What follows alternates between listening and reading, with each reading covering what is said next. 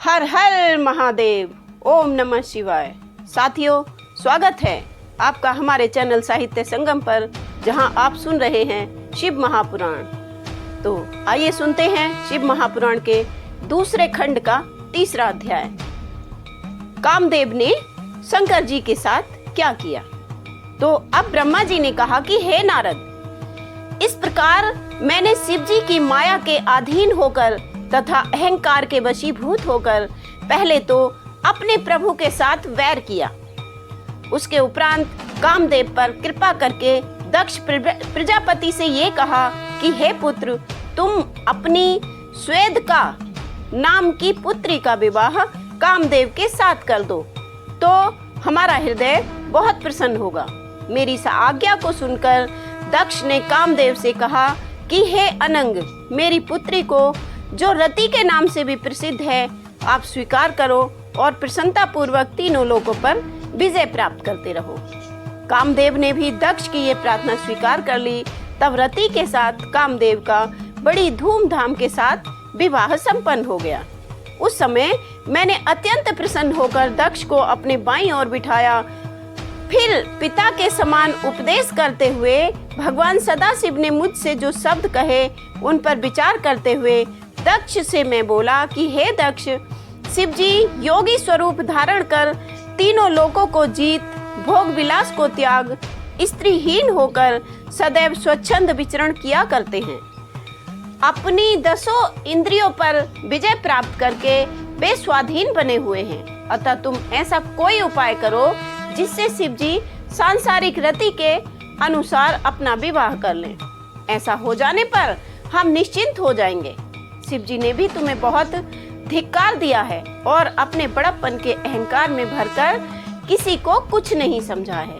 यदि विष्णु ने हमारे ऐसे कहा होता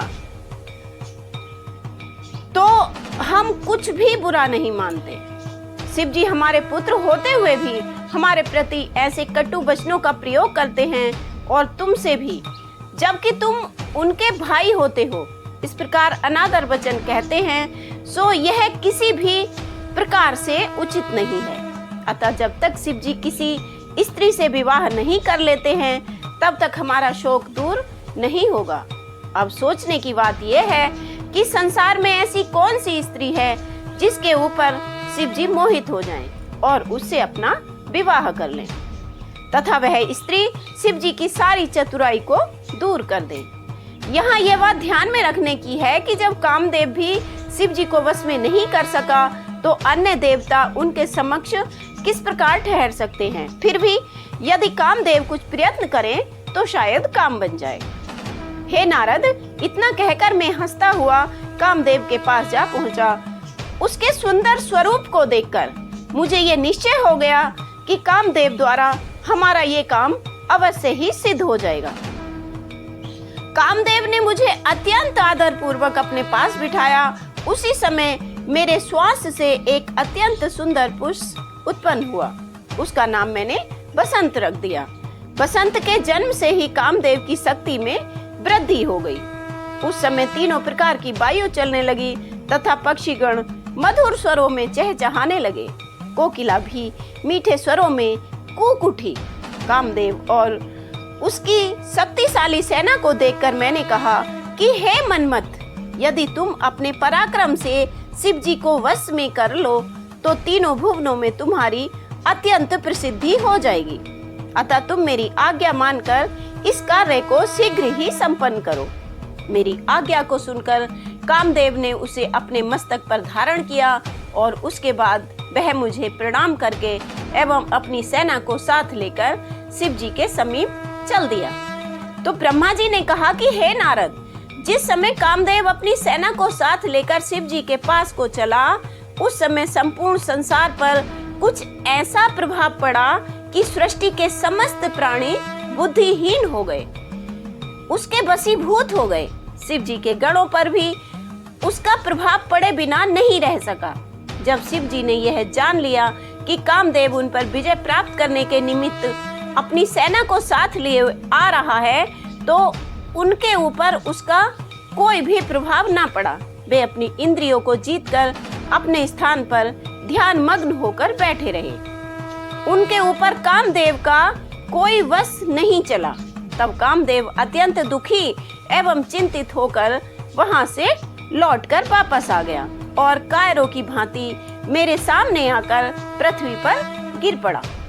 अब उसके उपरांत स्तुति करते हुए वह इस प्रकार कहता है कि हे पिता, मैंने अपनी सेना द्वारा संपूर्ण देवता, मुनि एवं अन्य जीवधारियों को तो वश में कर लिया, परंतु शिव जी के ऊपर मेरा कोई प्रभाव, कोई वश नहीं चला। अब मुझे ये भय लगने लगा है कि कहीं वे मेरे ऊपर क्रुद्ध न हो जाएं।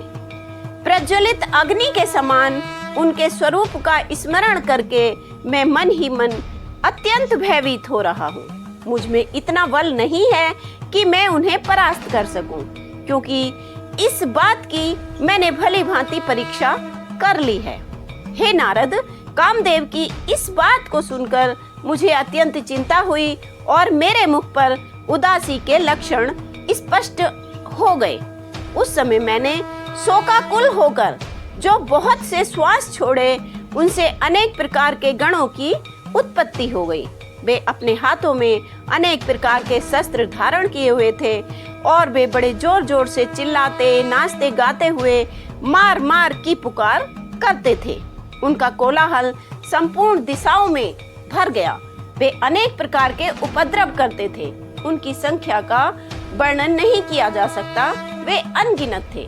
हे नारद, जब उन गणों को कामदेव ने देखा तो कामदेव ने मुझसे पूछा कि हे पिता, ये लोग कौन हैं और इनका नाम क्या है? मैंने उत्तर दिया कि ये सब लोग मार मार शब्द का उच्चारण कर रहे हैं, अतः इनका नाम मार ही होगा। हे अनंग, तुम इस सेना को अपने साथ लेकर एक बार शिव जी के पास फिर से जाओ और ऐसा उपाय करो जिससे शिव जी किसी स्त्री के साथ विवाह करना स्वीकार कर लें। यह सुनकर कामदेव ने उत्तर दिया, हे पिता, पहले तो मेरा कुछ वश नहीं चला और अब भी मुझे कोई आशा नहीं है। फिर भी मैं एक बार पुनः आपकी आज्ञा के अनुसार उनके पास जाता हूँ, परंतु आप ये निश्चय रखें कि यदि शिव जी का ध्यान भटक भी गया तो भी मैं जीवित तो कदापि नहीं बचूंगा। इतना कहकर कामदेव अपनी उस नई सेना को साथ लेकर वहां से चल दिया तथा उस स्थान पर जा पहुंचा जहां शिव जी ध्यान मग्न बैठे थे। सर्वप्रथम उसने पृथ्वी पर मस्तक रखकर शिव जी को दंडवत प्रणाम किया और उसके बाद उनकी प्रसन्नता के निमित्त अनेक प्रकार से उनकी स्तुति भी की। उसने प्रार्थना करते हुए कहा कि हे प्रभु, मैं अपने पिता की आज्ञा के अनुसार यह कार्य करने के लिए आया हूँ, अतः आप मेरे ऊपर अपनी विशेष कृपा बनाए रहें। इतना कहकर कामदेव ने अपने साथी बसंत को चारों ओर फैला दिया। उस समय संसार के किसी भी प्राणी का धैर्य स्थिर न रह सका, परंतु इतने पर भी शिव जी का ध्यान तो विचलित नहीं हुआ। कामदेव का उस समय भी यह बड़ा सौभाग्य रहा कि शिव जी ने उसे निरभिमानी अनुमान करके भस्म नहीं किया। उसके बाद कामदेव लज्जित होकर पुनः मेरे पास लौट आया और आकर बोला, हे पिता, शिव जी पर इस बार भी मेरा कोई वश नहीं चला। यदि आप चाहते हैं कि शिव जी विवाह अवश्य करें तो आप अन्य कोई उपाय का आश्रय लीजिए, मुझसे ना हो पाएगा। इतना कहकर कामदेव अपने घर को चला गया। उस समय मुझे अत्यंत निराशा और चिंता हुई और जब कोई उपाय ना सूझा तो मैंने विष्णु जी का ध्यान किया और बहुत प्रकार से उनकी स्तुति की। और इसी के साथ शिव पुराण का द्वितीय अध्याय का चौथा अध्याय पूर्ण हुआ। हर हर महादेव।